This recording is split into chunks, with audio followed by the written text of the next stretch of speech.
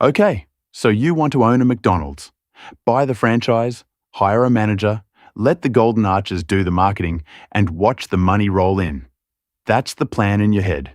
And honestly, it's not a crazy plan. McDonald's is the most famous restaurant brand on the planet. Over 40,000 locations. Lines at the drive-thru at midnight. A machine that has printed money for 70 years. How hard could it be to own one small piece of that machine? Here's the first surprise. McDonald's doesn't really want your money.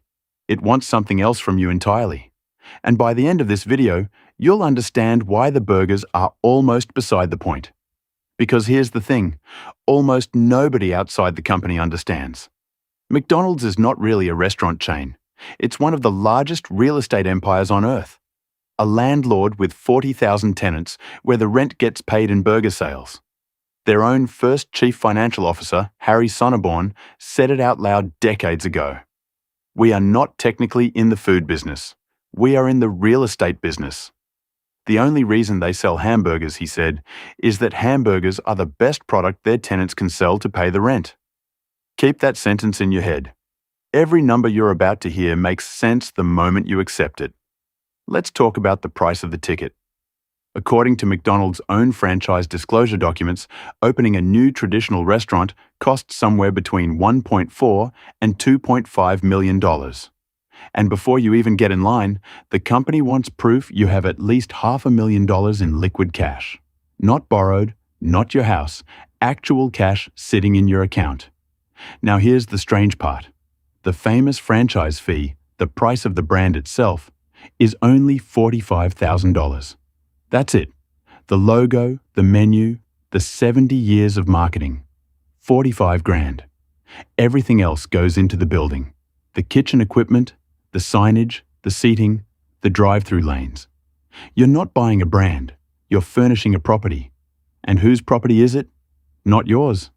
In most cases, McDonald's owns or controls the land and the building. You pay to build out a restaurant on their real estate. Read that again.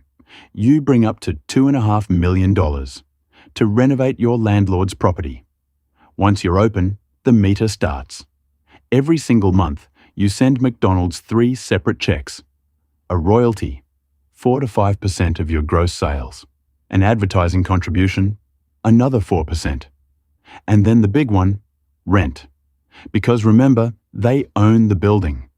That rent typically runs 10 to 15% of your gross sales. Add it up, and somewhere between 18 and 22 cents of every dollar that crosses your counter goes straight to corporate.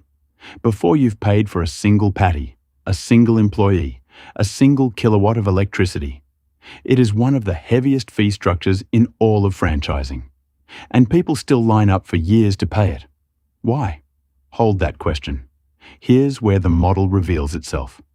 Look at McDonald's own accounts and compare the 2 streams of money coming from franchisees. The royalties, the fee for the brand, and the rent. In a typical year, rent brings in nearly twice as much as royalties. In 2022, franchisees paid McDonald's roughly $7.5 billion in rent alone. Think about what that means. The most famous fast food company in the world makes more money as a landlord than it does as a fast food company. When a franchisee succeeds, McDonald's collects rent. When a franchisee merely survives, McDonald's still collects rent, because the lease has specified minimum payments built in. The corporation sits on some of the most carefully selected commercial land in the world, land it started buying in the 1950s, and every restaurant on top of it is a tenant who paid for their own build-out and cannot leave without walking away from millions. That's the machine. The burgers are just how the rent gets paid. So why would anyone sign this deal?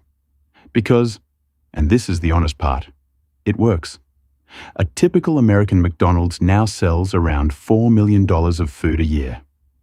Industry analysts who study the disclosure documents estimate that a well-run location puts somewhere around $450,000 to $600,000 a year into the owner's pocket after every fee and every expense. On a $2 million investment, that's a payback in roughly 5 to 7 years. And after that, It's one of the most reliable cash machines a private individual can own. That reliability is exactly what you're buying. McDonald's has spent 70 years removing every variable that kills restaurants. Unknown brand, bad location, inconsistent product, weak supply chain. You're not paying 20% of sales for a logo. You're paying to have failure engineered out of the building by a landlord whose rent depends on you not failing. For once, the incentives point the same way. But there are teeth in this deal, and they bite the unprepared. First, you can't just buy in with money. McDonald's famously prefers hands-on owner-operators, people willing to spend a year plus in training, flipping burgers in someone else's store before they're approved. Show up as a passive investor, and you'll likely be shown the door. Second, the 20-year lease.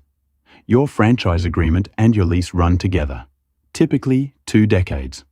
Walk away early, and you lose the build-out you paid for, the equipment bolted to a floor you never owned. Third, the remodel clause. Every few years, corporate can require you to renovate. New kitchens, new digital menu boards, new interiors. These reinvestments run into hundreds of thousands of dollars, and they're not optional. Your landlord decides when your restaurant gets rebuilt, and you pay for it. And fourth, the quiet one. You don't choose your successor freely. Selling a McDonald's requires corporate approval of the buyer. You own a business you cannot freely sell, on land you'll never own, under a brand you must obey. What you actually own is a license to operate inside their machine. Let's run the plain arithmetic on one restaurant.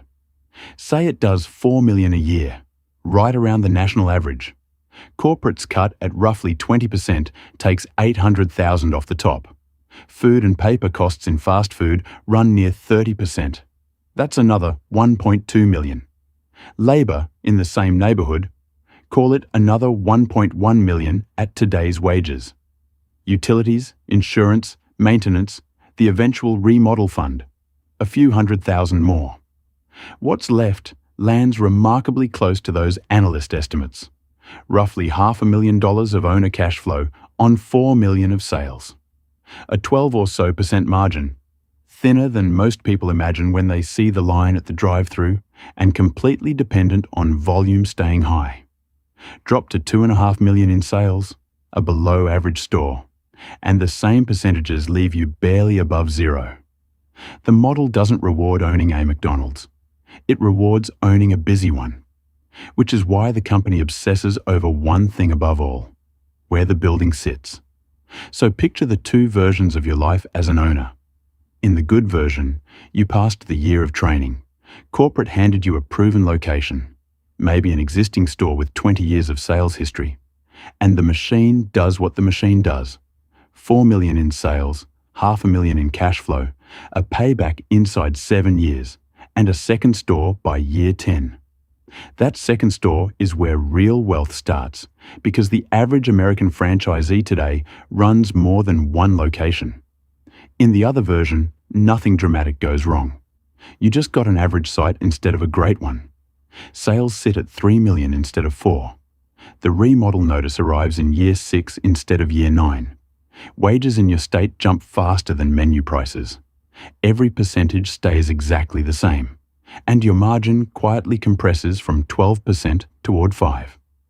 You'll still be profitable, but you'll spend 2 decades working for a return you could have matched in an index fund, while your landlord collects rent on every burger either way. And that's the real answer to how hard is it to own a piece of the machine. It was never about whether you can afford the ticket. McDonald's built the only restaurant chain on earth where the house wins whether you win or not. Because 70 years ago, it stopped being a restaurant and became a landlord with a very good menu. You're not buying a burger business. You're applying to become a tenant in the most profitable real estate empire ever disguised as one.